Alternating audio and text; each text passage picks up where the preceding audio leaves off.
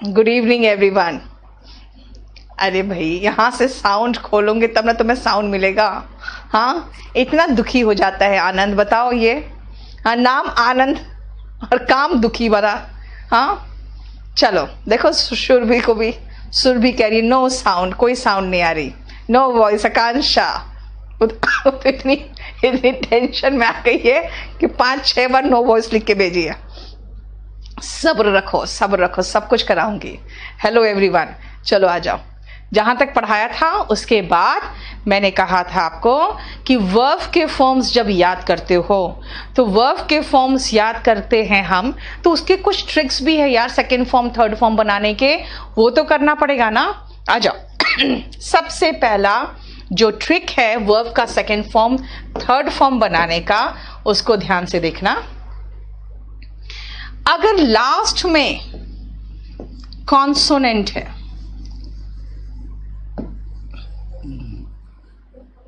उसके पहले एक वर्बल है,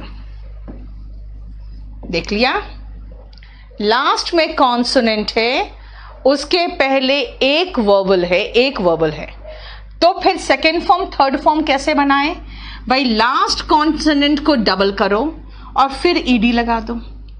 आईएनजी कैसे लगाएं? लास्ट को डबल करो और फिर आईएनजी लगा दो। भाई हमेशा ऐसा होगा नहीं, वोमिट और टारगेट ये दोनों इसके एक्सेप्शंस है, ठीक है? वोमिट और टारगेट ये एक्सेप्शंस है। संदीप 17 को शुरू करेंगे टेंस, ठीक है? नहीं ऋतिक, पूरा याद नहीं करना, एनिमल और साउंड के वॉइस, एनिमल्स के साउंड, उसमें जो जो आपको लगता है ना थोड़ा बहुत इंपॉर्टेंट सा, बस वही देख लोगे। ठीक है, ठीक है, आ जाओ नेक्स्ट देखो। Fit, fitted, fitting, hit, hit, hit ही होता है ना, लेकिन देखो आईएनजी लगाना है तो डबल टी आईएनजी हो गया, ठीक है? जो मैंने नियम सिखाया है बस वही चीज है जो नीचे एक्सप्लेन किया हुआ है। अब आओ, फाइन, ठीक है, ये समझ में आ गया, लेकिन तब क्या करें जब लास्ट में कॉन्सोनेंट है? फाइन, कॉन्सोनेंट है, कॉन्सोनेंट है ना? और कॉन्सोनेंट, कॉन्सोनेंट मतलब ए ई आई ओ यू को छोड़कर, और उसके पहले एक वॉवल नहीं है, दो वॉवल्स है। उसके पहले एक वॉवल नहीं है, दो वॉवल है, यानी कि हिट, हिटिंग, तो हिट देखो झटके से निकल रहा है और हीट आराम से निकल रहा है ना? तो देखो ध्यान से, अगर आप ऐसे वर्ड्स के को कहेंगे जिसमें लास्ट में कॉन्सोनेंट है और उसके पहले डबल वर्बल है, तब भैया कुछ नहीं करना है, खाली ईडी लगा तो सेकंड फॉर्म बन जाएगा, ठीक है ना? और आईएनजी लगा दोगे तो वो आईएनजी फॉर्म बन जाएगा, ठीक है? Beat, beat, beaten, sweat, sweat, sweating, देखो स्वेट का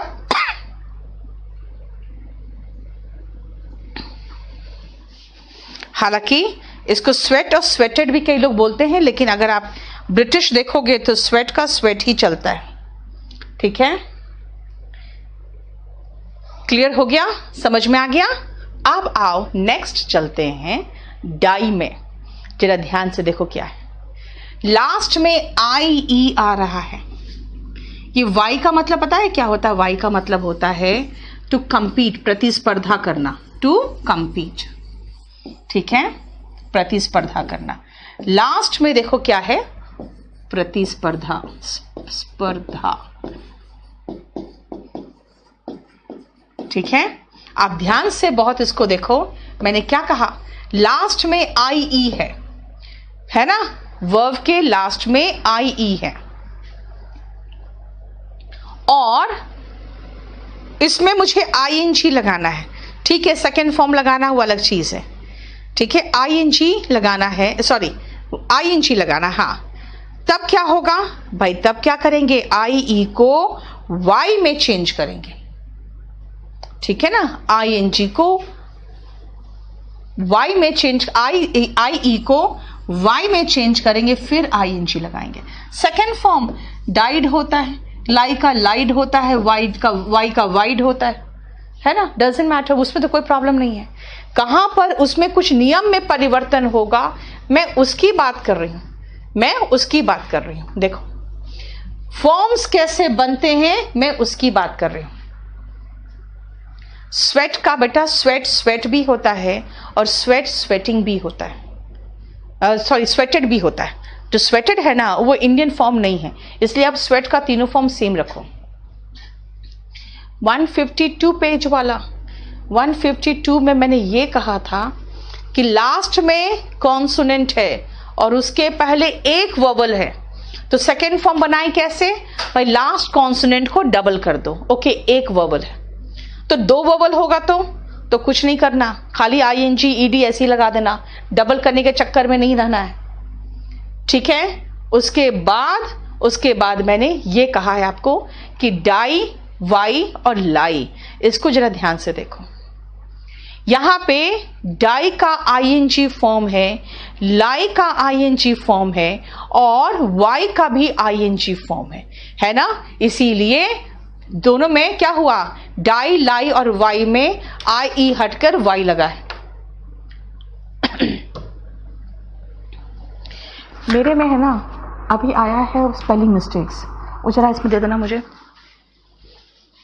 क्लियर? अब आओ नेक्स्ट, क्या रूल है देखो जरा। रूल कहता है, चंदन से आया होगा स्पेलिंग मिस्टेक्स, नहीं स्पेलिंग,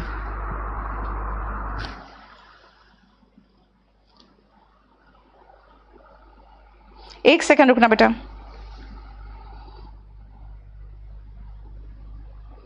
ये कब आया?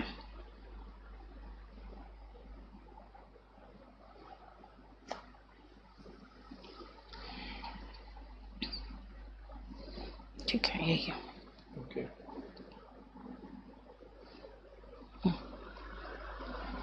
चलिए, वाई मीन्स मैंने कहा टू कम्पीट, कॉम्पिटिशन करना किसी से, ठीक है। अब आओ नेक्स्ट पेज में जरा देखो ध्यान से, चेंज में आईएनजी लगाना है, कुछ नहीं करो, ई हटा दो बस। क्यों हटा दे ही भाई, लास्ट में ई भी रहेगा और आईएनजी का भी प्रोनाउंसिएशन में, आई का प्रोनाउंसिएशन भी ई आता है। आई जो है ना फिनेटिक्स में ई साउंड देता है, तो फिर ई और आई दोनों मिलके तो प्रॉब्लम देगा, तो क्या करें, तो भाई दोनों को में से ई को हटा के आईएनजी लगा दो।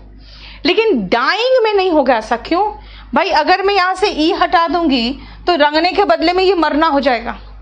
अगर मैं रंगने का डाई में आईएनजी लगाने से पहले बोलूंगी अच्छा ई हटा दो, तब तो भाई मरना डीवाई आईएनजी और रंगना तो फिर डीवाई आईएनजी होगा, क्या नहीं ना हो सकता है। इसलिए देखो ध्यान से, चेंज और एडमायर में बहुत अच्छा है आपका क्या कि हम डाइंग को हटा दे तो सब में लास्ट में ई जो है हटके आईएनजी आता है। अच्छा, मैं आप लोग को एक चीज बता दूं, बहुत सारे स्टूडेंट्स का क्वेश्चंस रहता है कि मैम एक बात बताइए, आप फिर से एक नया बैच शुरू कर रहे हैं इसी टाइम, तो हम लोग का क्या होगा। बहुत सारे क्वेश्चंस आ रहे हैं आपके, मैं 2 मिनट रुक के उसके बारे में बता दूं। बेटा 17 तारीख से हमारा एक नया बैच शुरू हो रहा है, ठीक है। और एक काम करो, वो जो कॉम्बो बैच का है ना वो भी दे दो मुझे, ठीक है। स्पेलिंग का फोल्डर बना रहे हो उसी में डाल दो। मैं बताती हूँ क्या है, आपका वर्ब खत्म हो रहा है, ठीक है। वर्ब खत्म होगा, हम 17 से जो शुरू करने वाले हैं वो शुरू करने जा रहे हैं टेंस से। अब कैसे करेंगे आपका, तो टेंस में बेसिकली क्या है ना, वर्ब चैप्टर थोड़ा सा डिफिकल्ट हो जाता है because of this vocab and all. तो थोड़ा सा ये एक जिसे कहते हैं बच्चे बहुत इंटरेस्ट नहीं लेते हैं इसमें, लेकिन टेंस बहुत इंटरेस्टिंग चैप्टर है और बहुत ज़्यादा इंपॉर्टेंट चैप्टर है। उसके चक्कर में क्या होता है कि बच्चे उसमें बहुत इंटरेस्ट लेते हैं, तो हमारा एडमिशन ज़्यादा टेंस में होता है। जैसे हम लोग केडी कैंपस में भी जब मैं पढ़ाती हूँ तो एक बार वर्ब में एडमिशन होता है, फिर टेंस में होता है, और फिर ये सब खत्म होने के बाद जो नाउन में होता है ना, नाउन में मेरा एडमिशन होता है, ठीक है। तो आपका 17 से टेंस शुरू हो रहा है।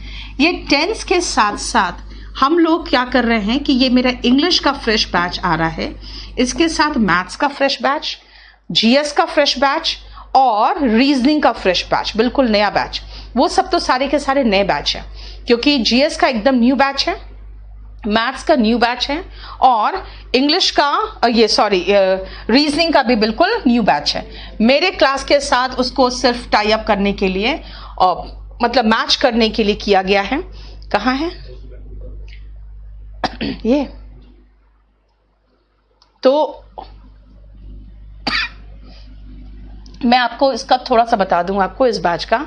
आप लोग हमारे से पढ़ रहे हो इंग्लिश, अगर आप सेटिस्फाइड हो, आपको कोई तरह का प्रॉब्लम नहीं है, तो ध्यान दो कि मैं इस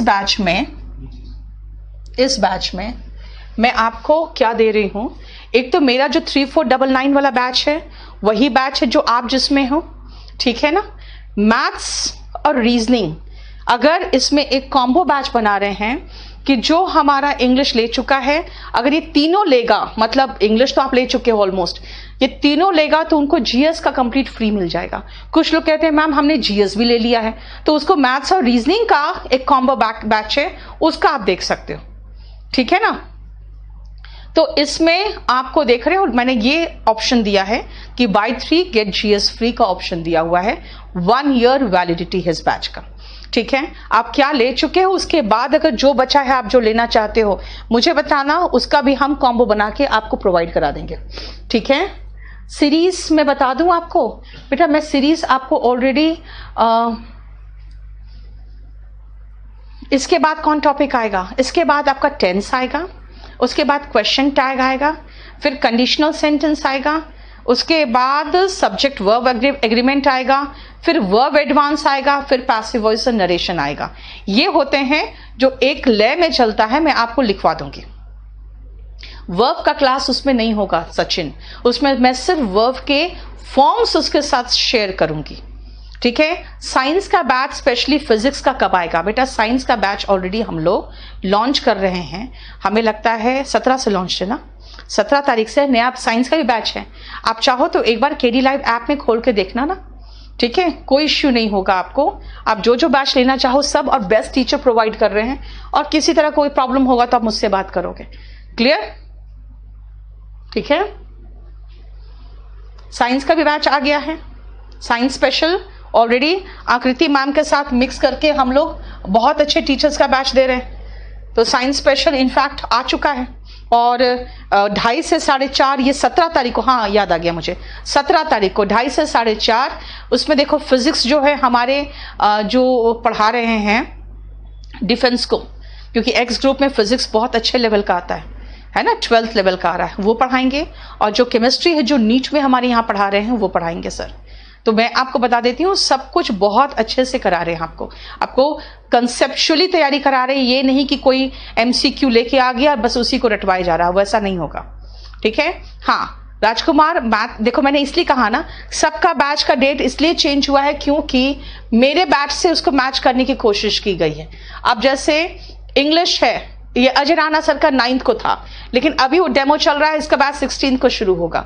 16 के लगभग रीजनिंग भी है, जीएस स्पेशल 17 है, और इंग्लिश स्पेशल मेरा 17 है। इसीलिए 16 जुलाई को ये कह दिया गया है, क्योंकि 16 को मैथ्स और रीजनिंग स्टार्ट होगा, 17 को इंग्लिश और जीएस स्टार्ट हो जाएगा।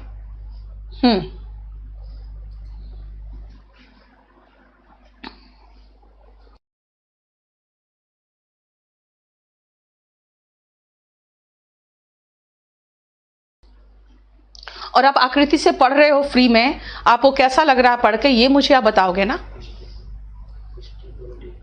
हिस्ट्री और पॉलिटी भी तो आप पढ़ रहे हो, हिस्ट्री और पॉलिटी, साइंस, ये सब देख लो। एयरफोर्स का बेटा मैथ्स का बस अब शुरू होने वाला है। राहुल मुझे लगता है कल तक आपका आउट हो जाएगा, क्योंकि अभी फिजिक्स और इंग्लिश चल रहा था, बच्चे 4 घंटा ऑलरेडी पढ़ रहे थे। तो मैंने कहा जब फिजिक्स कंप्लीट होने वाला होगा तब हम मैथ्स शुरू करेंगे, मैथ्स का शुरू करने वाले हैं।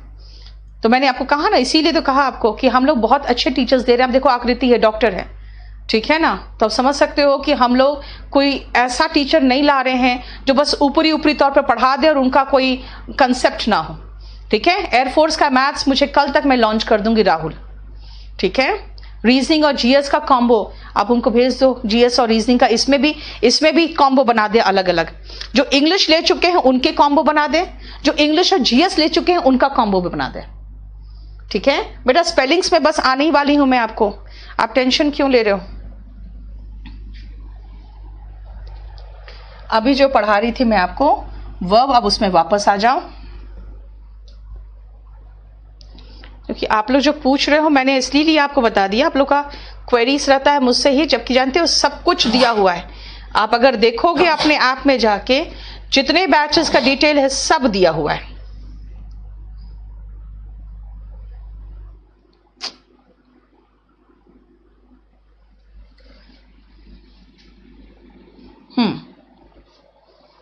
चलो यहां तक हो गया। नेक्स्ट आए, अरे ये क्या हुआ,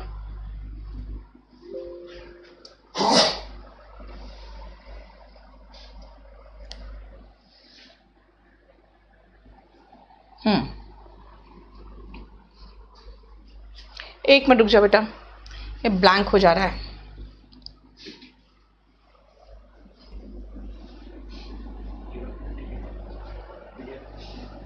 एक सेकेंड, मैं समझ गई हूं।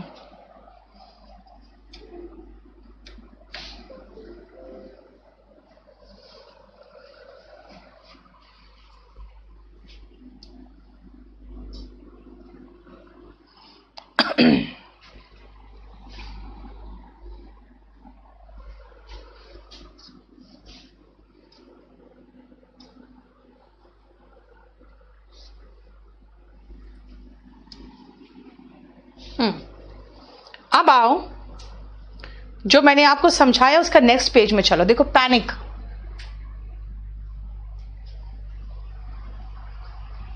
नहीं नहीं ऐसा कुछ नहीं बेटा, कोई डिफरेंस नहीं है। चलो बीट का बीटन होता है बेटा, first form second form same होता है। देखो पैनिक, ट्रैफिक और पिकनिक, पिकनिक नाउन में सबको जानता है क्या होता है, लेकिन पिकनिक वर्ब का मतलब होता है पिकनिक मनाना, ठीक है। अब देखो पैनिक का मतलब डरना, ट्रैफिक का मतलब होता है इलीगल व्यापार करना, और पिकनिक का मतलब होता है पिकनिक मनाना। जब उसमें ईडी लगाना हो तो आप सी के बाद के लगाना पड़ेगा, उसमें ईडी लगाना हो तो सी के बाद के लगाना पड़ेगा, ठीक है। सी के बाद के, देख लो, पिकनिक्ड, ट्रैफिक्ड एंड सॉरी पैनिक्ड, ठीक है। इसमें एक छोटी सी गलती हुई पड़ी है, उसको मैं सही कर दूं। यहां पे डी जैसा कुछ नहीं है, ठीक है, समझ में आया। अब आओ नेक्स्ट,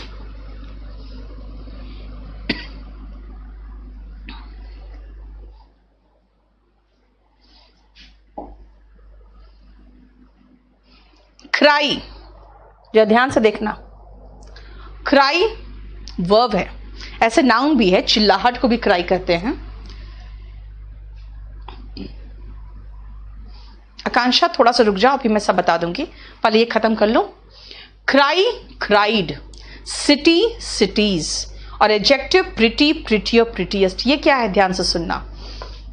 ये रूल बताता है, ये रूल बताता है कि लास्ट में वाई हो और उसके पहले कॉन्सोनेंट हो, लास्ट में वाई हो और उसके पहले कॉन्सोनेंट हो, और आपको उसको सेकेंड फॉर्म बनाना है अगर वर्ब है तो, अगर नाउन है तो उसमें हमें एस लगाना है, और प्रिटी एडजेक्टिव है तो एडजेक्टिव के फॉर्म्स होते हैं प्रिटी और प्रिटीएस्ट। अगर ऐसा बनाना है तब क्या करें, ध्यान से देखो। क्राई में हम ईडी लगा के क्राइड बना रहे हैं, है ना। सिटी में एस लगा के सिटीज बना रहे, लेकिन सब में एक चीज ध्यान देना, आपका ये जो वाई है, वाई को पहले आई में चेंज करोगे और उसके बाद ही कुछ हो पाएगा। वाई को पहले आई में चेंज करेंगे, उसके बाद ही कुछ हो पाएगा, ठीक है। लेकिन अगर वाई के पहले कॉन्सोनेंट नहीं है बल्कि वाई के पहले वर्बल है तो भाई वैसे ही कुछ मत करो, सीधा ईडी लगा दो, सीधा एस लगा दो, सीधा ईआर और ईएसटी लगा दो। हमेशा हमेशा नहीं, उसमें 3 एक्सेप्शन है, से, पे और ले। उसमें वाई के पहले वर्बल है, लेकिन वाई के पहले जो ए है उसको आप होने के बावजूद भी, वर्बल होने के बावजूद भी हम आई में चेंज कर रहे हैं। यानी ये एक्सेप्शन है कि वाई के पहले वर्बल है तो वाई चेंज नहीं होता, लेकिन देखो सेड, पेड और लेड में हो रहा है। बस ये तीनों एक्सेप्शन छोड़ दिया जाए तो वाई के पहले अगर वर्बल है तो वाई वाई में ही रहता है। ठीक है, समझ में आ गया। अब आओ कॉन्ट्रैक्टेड फॉर्म। मैं 1 मिनट का समय दे रही हूं, पहले इसको देख लो, नहीं तो बोलते रहूंगी, आपको समझ में नहीं आएगा।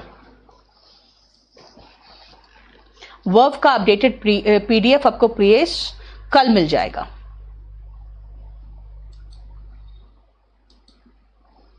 सब कराएंगे बेटा।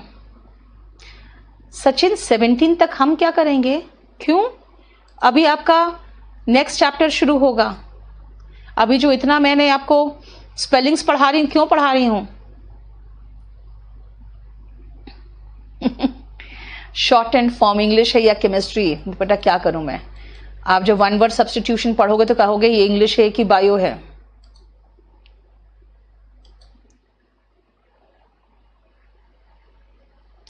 सौरभ, मैथ्स और रीजनिंग का अलग से कॉम्बो होगा, वो देखना पड़ेगा मुझे क्या है, उसको देख के बताऊंगी, आपको कल तक बता दूंगी।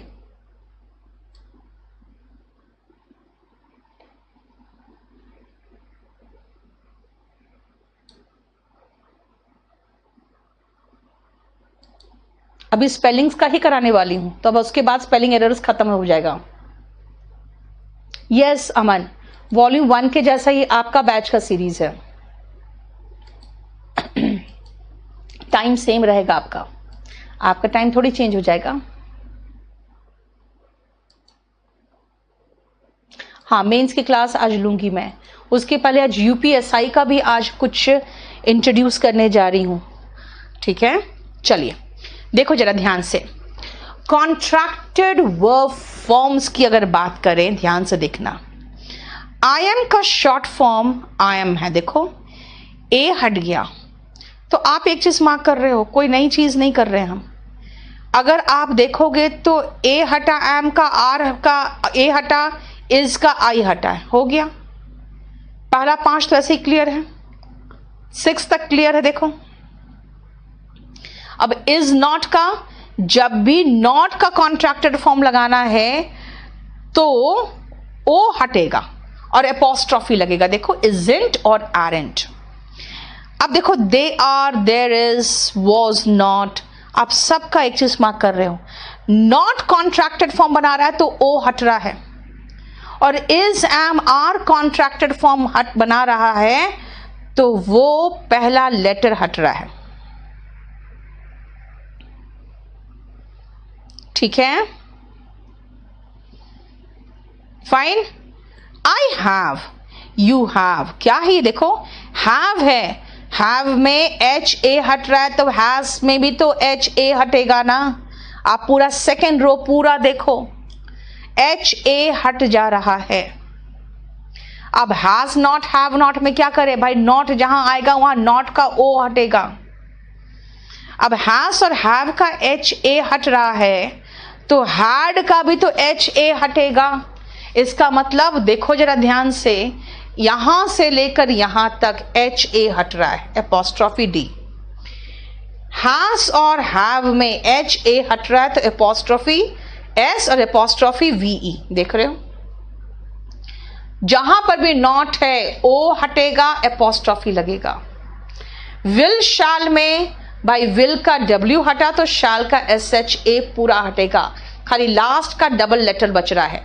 यानी विल हो या शाल हो, उसका आपका जो बचेगा वो सिर्फ एल एल बचेगा और कुछ भी नहीं बचेगा। ठीक है ना, उसका सिर्फ एल एल बच रहा है और कुछ भी नहीं बच रहा है। देखो वी विल और वी शाल, देख रहे हो? यहां पे ध्यान से देखो, आप एक चीज मार्क करोगे कि यहां पे आपका सिर्फ एल एल बच रहा है। नॉट में ओ हटकर एपोस्ट्रॉफी लग रहा है। ठीक है, वेरेंट, शीज, इट इज, है ना? आप कहोगे मैम इट इज और इट हैज का तो दोनों सेम है। डजंट मैटर यार, लिखने में शॉर्टकट मारना है बस, और कुछ नहीं। और लास्ट में आओ, वुड हो या हैड हो, अरे लास्ट में तो डी ही है ना, वुड में भी लास्ट डी है। बोलोगे हैड में भी तो वही था, कोई बात नहीं। हैड हो या वुड हो या कुड हो या शुड हो, ठीक है ना? खुड में भी क्या हो जाता है, कुड भी रहता तो भी एपोस्ट्रॉफी डी लगता। जहां पर भी नॉट है, याद रखना कि नॉट एक साथ आता है, कुड नॉट के बाद अलग होता है। ठीक है, एपोस्ट्रोफी टी है, देखो डबल एन नहीं लिखना, एक एन है। और बाकी देख लो, इसमें कहीं कुछ प्रॉब्लम है तो मुझे बताओ, यहां कहीं कुछ प्रॉब्लम है तो।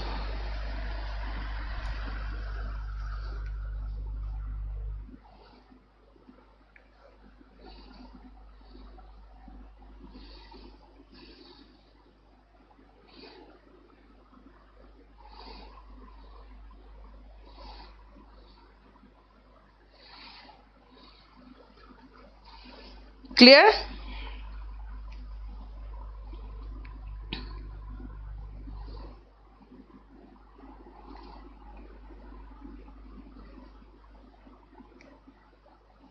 बोलो